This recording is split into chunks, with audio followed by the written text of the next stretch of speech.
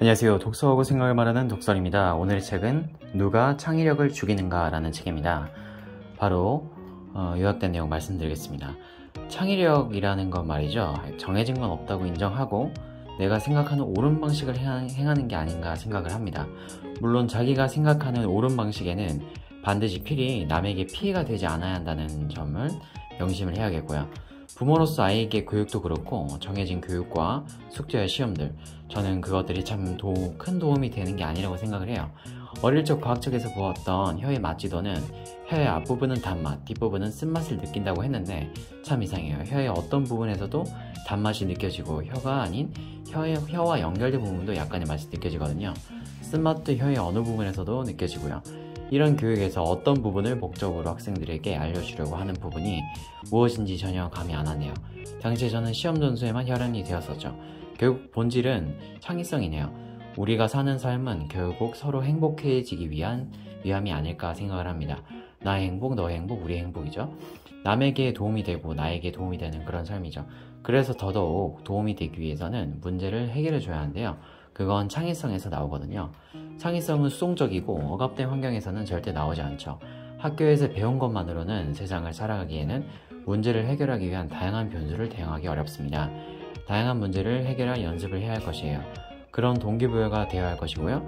그런 방향으로 아이들에게 안내를 해줘야 할 것입니다. 반에서 성적 1등이 뭐가 중요할까요? 중학교 전국 학력 1등, 그런 게 뭐가 중요할까요? 암기력과 창의력은 다른 부분이고요. 문제가 발생했을 때 문제를 해결하기 위해 암기력이 도움은 되어도 100 중에 50이 도움이 될까요? 나머지는 온전히 문제 해결 능력일 테지요. 온갖 방법, 교과서에서 알려주지 않은 방법을 아이, 할아버지, 할머니, 책, 고서, 사업가, 온갖 사람에게 물어보고 실험해보고 좌충우돌을 겪어봐야겠죠. 그건 교과서로, 즉 교육으로 절대 알려줄 수 없는 것일 것입니다. 심지어 결혼 후에 제가 요리를 하는 데 있어서 요리가 너무 재미없어지더라고요. 왜 그럴까요? 제가 자꾸 레시피대로 따라하려고 했거든요.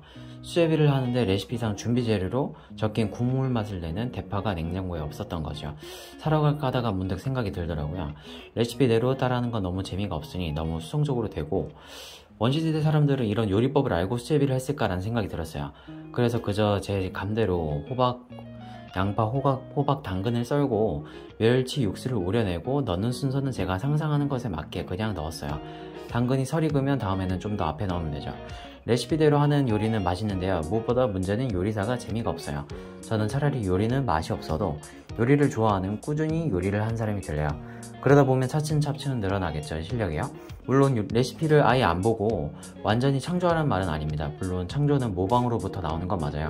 다만 레시피 한번 훑어보고 레시피를 덮고 내가 한번 그 메뉴를 상상해보고 나라면 어떻게 만들까 생각하고 내 직감에 맞게 한번 요리조리 넣어보는 것도 나쁘진 않을 것 같습니다.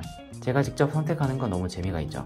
아이 교육에서도 마찬가지겠죠. 수동형이 아닌 주체적인 교육으로요. 제 아이에게는 놀게 하고 잠을 충분히 자게 하고 책을 읽게 하고 대화를 나누고 글을 쓰고 서로 나누며 함께 운동하며 놀고 집안일을 함께 분배를 하고 시간을 보내고 싶어요. 초등학교, 중학교, 고등학교, 대학교 성적이 빵점이든 그건 그리 중요한 건 아니겠죠.